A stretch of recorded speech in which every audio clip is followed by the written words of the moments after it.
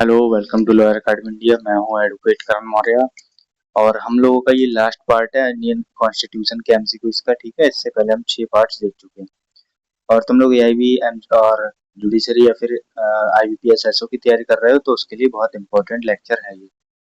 Okay, तो चलो शुरू करते हैं अपना पहला question. A proclamation of emergency under Article 352 must be approved by both houses of parliament within 1 month of its issue, and once approved, it continues it in force for a period of। अनुच्छेद 352 के अंतर्गत आपातकाल की उद्घोषणा को जारी होने के 1 माह के भीतर संसद दोनों सदनों द्वारा अनुमोदित किया जाना चाहिए और एक बार अनुमोदित होने पर यह कितनी अवधि तक प्रभावी रहती है। तो 6 months at a time and may be extended indefinitely and repeatedly, parliamentary approval या फिर permanently until repealed by the supreme court, या 1 month ओनली, या फिर 5 years। 5 सेकंड्स में आंसर दीजिए। आर्टिकल 352 देखिए, पढ़िए, बताइए क्या आंसर है इसका। ओके, आई होप सबको पता होगा। चलिए देखते हैं आंसर, आपका आंसर सही है या गलत। तो ये 6 मंथ के लिए बढ़ाई जाती है।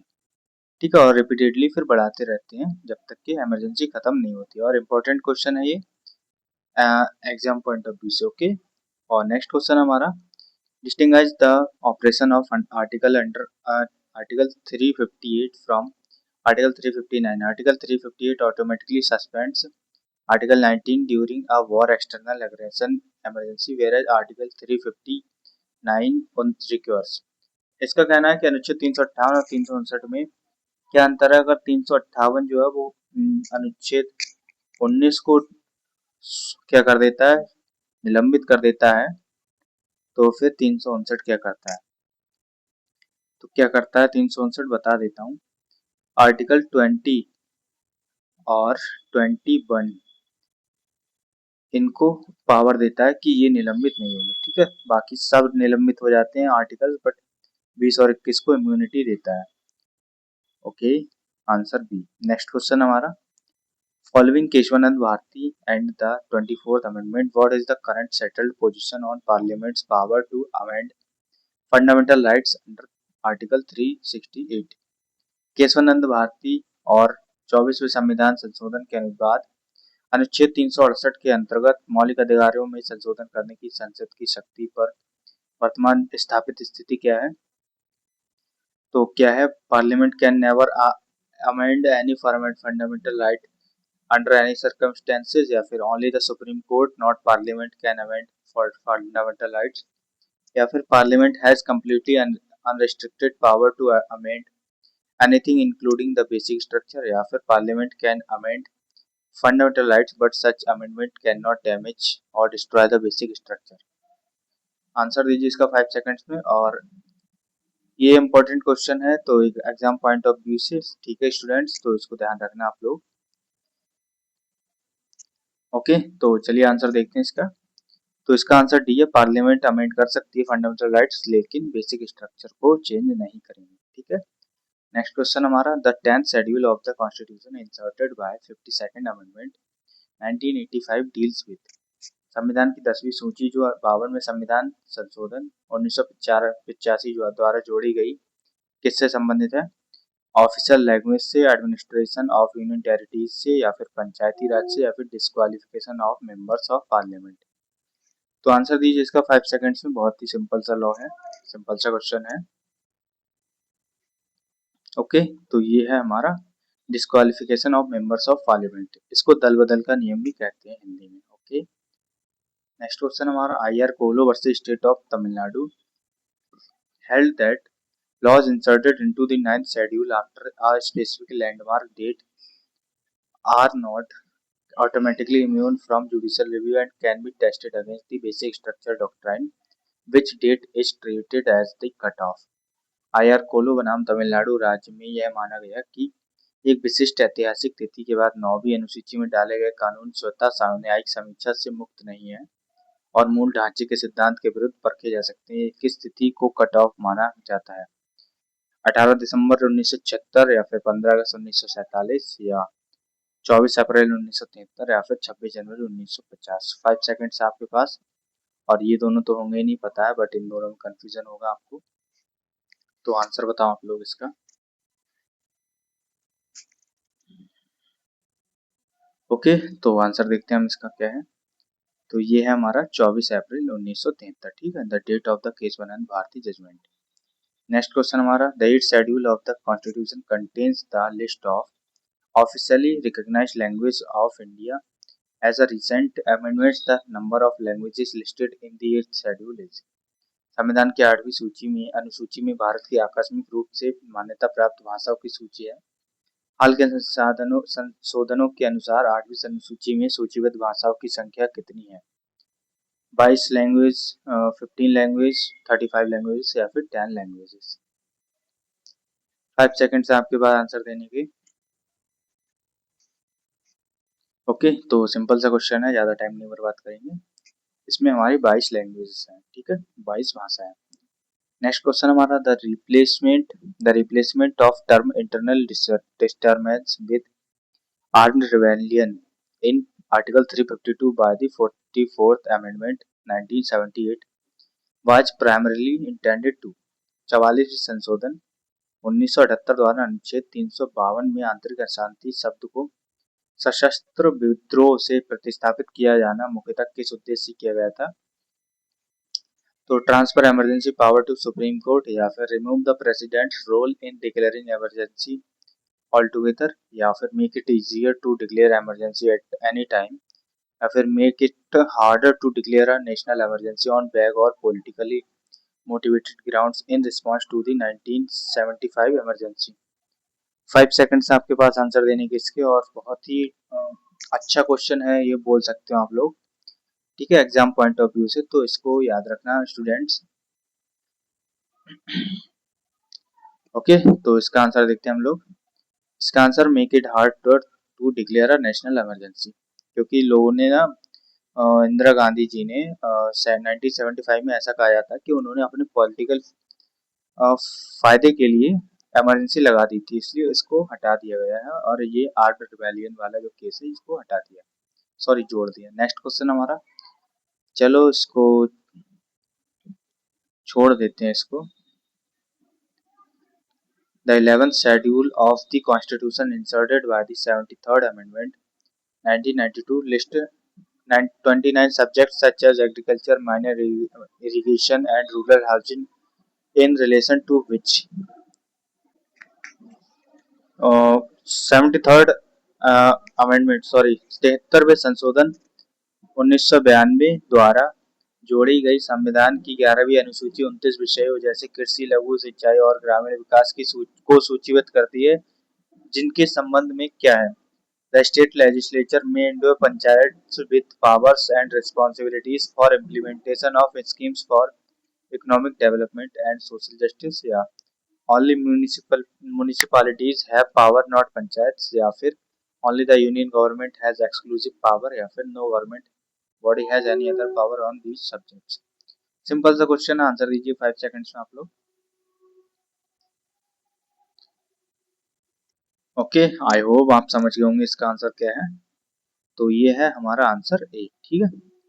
नेक्स्ट क्वेश्चन हमारा, the 10th schedule of the constitution added by the first amendment 1951 was originally intended to protect certain land reform laws from being challenged on the ground that they violate it। संविधान की 9वीं सूची, sorry मैंने 10th बोला हो तो 9th schedule है ये। तो संविधान की 9वीं सूची जो पहले संशोधन द्वारा जोड़ी गई थी, मूल रूप से कुछ भूमि सुधार कानूनों को इस आधार पर चुनौती दी जाने से बचाने हेतु थी कि वे उसका उल्लंघन करते हैं। तो द यूनियनिस्ट या फंडामेंटल राइट्स, या फिर fundamental rights particularly the right to property, या फिर डायरेक्टिव प्रिंसिपल्स। 5 सेकंड्स आपके पास आंसर देने के। ओके, तो आंसर देखते हैं इसका। ये है हमारा फंडामेंटल राइट्स, ठीक है। नेक्स्ट क्वेश्चन है हमारा, article 352 empowers the president to proclaim a national emergency if satisfied that the security of India or any part of it is threatened by war, external aggression or। अनुच्छेद 352 राष्ट्रपति को यह संतुष्ट होने पर राष्ट्रीय आपातकाल की उद्घोषणा करने की शक्ति देता है कि भारत या उसके किसी भाग की सुरक्षा, युद्ध, बाहरी आक्रमण या किसके संकटग्रस्त है। तो द स्टॉक मार्केट क्रैश, या फिर आर्म्ड रिबेलियन, या अ नेचुरल डिजास्टर अलोन, या फिर a public health epidemic alone. अभी हम लोगों ने देखा भी था, फिर भी आंसर दीजिए आप लोग 5 सेकंड्स में। ओके, तो आंसर देखते हैं हम इसका क्या है। ये होगा हमारा आर्म्ड रेबेलियन। ठीक है, टेलीग्राम पे जुड़ जाना और व्हाट्सएप पे भी जुड़ जाना, सारे लिंक डिस्क्रिप्शन में दे रखे हैं सारी चीजें, वहां पर आपको ये पीपीटी मिल जाएगी प्रैक्टिस करने को। ओके, नेक्स्ट क्वेश्चन है the 42nd amendment 1976 which made sweeping changes including adding fundamental duties, the words socialist and secular to the preamble, and curtailing judicial review is often referred to by constitutional scholars as। 42वां संविधान संशोधन 1976 इसने मौलिक कर्तव्यों जोड़ने प्रस्तावना में समाजवादी और पंथनिरपेक्ष शब्द जोड़ने और न्यायिक समीक्षा को सीमित करने सहित व्यापक परिवर्तन किए। संवैधानिक विद्वानों द्वारा प्रायः किस रूप में संदर्भित किया जाता है। First amendment, judicial reform amendment, golden jubilee rule, या फिर मिनी कॉन्स्टिट्यूशन। सिंपल क्वेश्चन है बट एग्जाम में आ जाता है ये, तो इसको मार्क कर लीजिएगा आप लोग। ठीक है, एग्जाम पॉइंट ऑफ व्यू से। और इसका आंसर हमारा द मिनी कॉन्स्टिट्यूशन कहते हैं। ठीक है, 42nd अमेंडमेंट को। नेक्स्ट क्वेश्चन है the 12th schedule of the constitution inserted by the 74th Amendment 1992 list 18 subjects such as urban planning, water supply and slum improvement in relation to which। 74वें संविधान 1992 संविधान संशोधन 1992 द्वारा जोड़ी गई संविधान की 12वीं अनुसूची 18 विषयों जैसे नगर निकाय, जल आपूर्ति और मलिन बस्ती सुधार को सूचीबद्ध करती है, जिनके संबंध में क्या है। तो simply the state legislature may endow municipalities with powers and responsibilities for implementation for schemes for economic development and social justice। ठीक है, क्योंकि ये पंचायत की तरह ही है, इसलिए मैंने इसका कुछ पूछा नहीं आपसे। एंड नेक्स्ट क्वेश्चन ये छोड़ दो, 371 है, बिल्कुल नहीं आएगा, आ जाएगा हाँ ठीक है। Article 371A provides that no act of parliament in respect of religious or social practice, the Nagas, Naga customary law and procedure and ownership of land and its resources shall apply to Nagaland unless। अनुच्छेद 371 के अनुसार नागाओं की धार्मिक या सामाजिक प्रथाओं, नागा प्रथागत कानून और प्रक्रिया तथा भूमि और उसके संसाधनों के स्वामित्व के संबंध में संसद का कोई अधिनियम नागालैंड पर तब तक लागू नहीं होगा जब तक क्या न हो। The president unilaterally overrides it without any state input, या supreme court issues a direct order, या यूनाइटेड नेशंस अप्रूव, या फिर Nagaland legislative assembly decides by a resolution so to apply it. 5 seconds आपके पास इसको आंसर देने के, और ये इंपॉर्टेंट क्वेश्चन है, ट्रिकी क्वेश्चन है, एग्जाम में डायरेक्टली ये आ सकता है। ठीक है, तो आंसर देखते हैं हम इसका। ये है नागालैंड की जो लेजिस्लेटिव असेंबली है वो डिसाइड करेंगे रिजोल्यूशन से। ओके, नेक्स्ट क्वेश्चन हमारा, although not enforceable in court, the preamble to the constitution was held by Supreme Court in the Kesavananda Bharati to be. यद्यपि न्यायालय में परिवर्तन नहीं है, केशवानंद भारती मामले में उच्चतम न्यायालय द्वारा प्रस्तावना को क्या माना, तो कम्प्लीटली इरेलीवेंट माना, या फिर पार्ट ऑफ द कॉन्स्टिट्यूशन माना, या फिर और enforceable exactly like a fundamental rights, या फिर a separate legal document। Answer दीजिए 5 सेकंड्स में आप लोग इसका।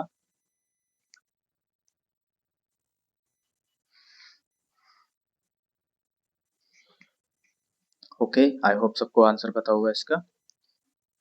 तो इसको माना है उन्होंने part of the constitution and relevant to interpreting its provision including as part of the basic structure.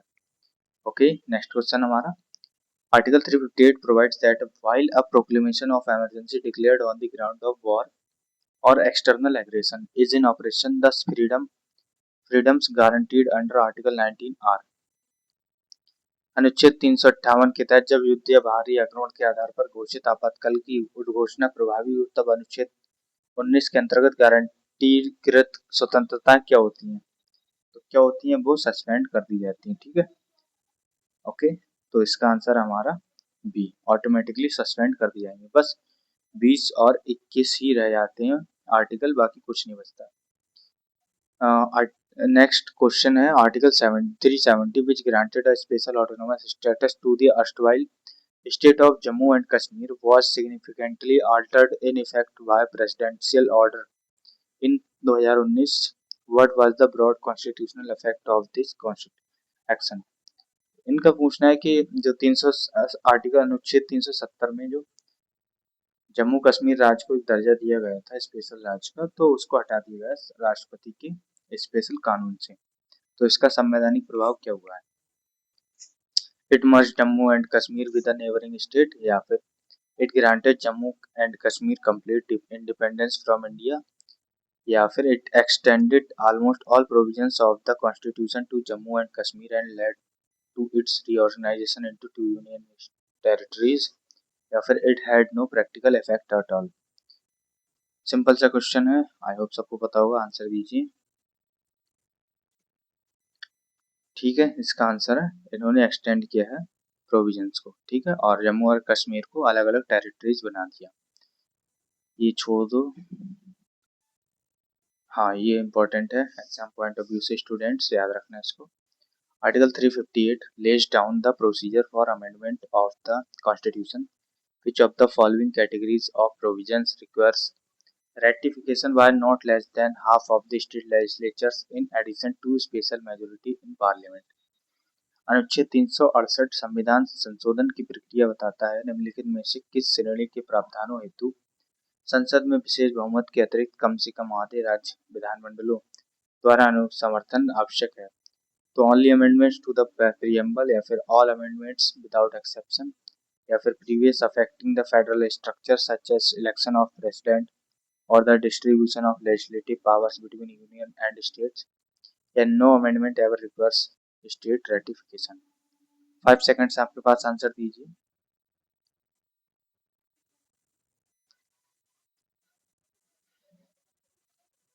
ठीक है, समझ लिया, चलो आंसर देखते हैं। तो इसका आंसर सी है, ओके, पढ़ लेना आराम से। Which fundamental right is explicitly stated in Article 359 as amended by 44th Amendment to never be suspended even during a proclamation of national emergency under Article 352? अनुच्छेद 352 के अंतर्गत राष्ट्रीय आपात की उद्घोषणा के दौरान भी अनुच्छेद 359 44वीं संशोधन द्वारा यथा संशोधित में स्पष्ट रूप से किस मौलिक अधिकार को कभी निलंबित न किए जाने का उल्लेख है? तो right to property under article 300 है, बिल्कुल नहीं। The rights guaranteed under article 20 and 21, या फिर right to freedom of speech, या फिर all fundamental rights without exception. अभी मैं कई बार बता भी चुका हूँ, आंसर तो आप लोग इसका।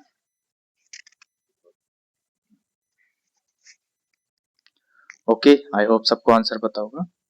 तो ये है हमारा 20 और 21 कभी नहीं होते, और 20 और 21 है का ये आपको डायरेक्ट देखने पर पता चल जाएगा, ठीक है। नेक्स्ट क्वेश्चन हमारा article 371 and articles 371A to 371J contain special provisions for certain states such as Maharashtra, Gujarat, Nagaland, Assam, Manipur, Sikkim and others, primarily aimed at। अनुच्छेद 371 और अनुच्छेद 371A से 371J के जो कुछ राज्यों जैसे महाराष्ट्र, गुजरात, नागालैंड, असम, मणिपुर, सिक्किम और अन्य के लिए विशेष प्रावधान रखते हैं, जिनका मुख्य उद्देश्य क्या है? Addressing region-specific development, cultural and historical concerns of those states, या फिर removing those states from the union entirely, या making those states exempt from all union laws permanently, या फिर giving those states extra representation in the Supreme Court। Simple question है, answer दीजिए आप लोग इसका।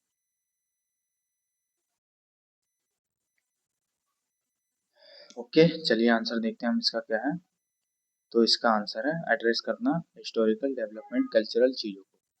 ओके, नेक्स्ट क्वेश्चन हमारा article 360 empowers the president to proclaim a financial emergency if satisfied that a situation has arisen thereby। अनुच्छेद 360 राष्ट्रपति को यह संतुष्ट होने पर वित्तीय आपातकाल की घोषणा करने की शक्ति देता है कि ऐसी स्थिति उत्पन्न हो गई है जिसके कारण क्या हुआ है? A state has a minor budget deficit, या फिर a single company has gone bankrupt, या द फाइनेंशियल स्टेबिलिटी और क्रेडिट ऑफ इंडिया और any part of its territory is threatened, या फिर the stock market has had one day trading day.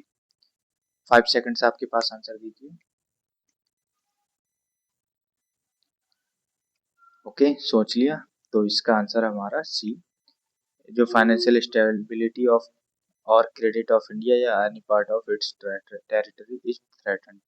एक चीज और, क्या आज तक फाइनेंशियल इमरजेंसी कभी लगी है हमारे कंट्री में? तो ये बात आप कमेंट में बताएंगे, लगी है या नहीं लगी आज तक। ओके, नेक्स्ट क्वेश्चन हमारा, article 356 dealing with the failure of constitutional machinery in a state was significantly curtailed in its scope by the Supreme Court's ruling।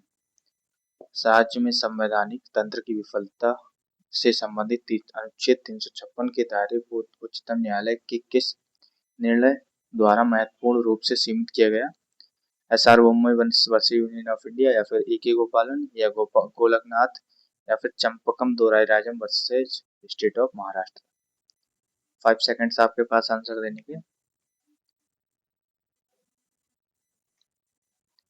Okay, तो आंसर देखते हैं हम इसका क्या है। ये है हमारा एसआर बोम्मई। ठीक है, केस पढ़ लेना, बहुत इंपॉर्टेंट केस है और एग्जाम पॉइंट ऑफ व्यू से ये क्वेश्चन भी इंपॉर्टेंट है। ओके, नेक्स्ट क्वेश्चन हमारा, the 24th amendment 1971 was enacted to overturn the effect of the Golaknath case by explicitly affirming that Parliament has the power under Article 368 to amend any provision of the Constitution including 24वां संशोधन 1971 गोलकनाथ मामले के प्रभाव को पलटने के लिए यह स्पष्ट रूप से पुष्टि करते हुए अधिनियमित किया गया था कि संसद के पास अनुच्छेद 368 के अंतर्गत संविधान के किसी भी प्रावधान को संशोधित करने की शक्ति है, जिसमें क्या शामिल है? तो ओनली शेड्यूल 9, या ओनली यूनियन लिस्ट, या ओनली द प्रीएम्बल, या फिर फंडामेंटल राइट। आंसर दीजिए इसका 5 सेकंड्स में आप लोग। चलिए, आई होप सबको पता होगा, आप लोग इतने इंटेलिजेंट तो हो कि आपको इसका आंसर पता होगा। ये है हमारा फंडामेंटल राइट्स। ठीक है, अगर नहीं पता था कोई बात नहीं, आप अपनी कॉपी में नोटबुक में नोट कर लेना। ठीक है, लास्ट क्वेश्चन हमारा ये, और during the operation of financial emergency under article 360 the president may issue direction to the state to observe canons of financial propriety and may also direct a reduction in the salaries and allowances of। अनुच्छेद 360 के अंतर्गत वित्तीय आपातकाल के प्रचालन के दौरान राष्ट्रपति किसी राज्य को वित्तीय औचित्य के सिद्धांतों का पालन करने हेतु निर्देश दे सकते हैं, और किन के वेतन व भत्तों में भारी कमी का भी निर्देश दे सकते हैं। तो ऑल और any class of person serving in connection with the affairs of the union और द स्टेट इंक्लूडिंग जजेस of the supreme court and high court, या फिर ओनली प्राइवेट सेक्टर एम्प्लॉइज, या ओनली प्रेसिडेंट्स ऑन सैलरी, या फिर no one salaries can never be reduced under any emergency.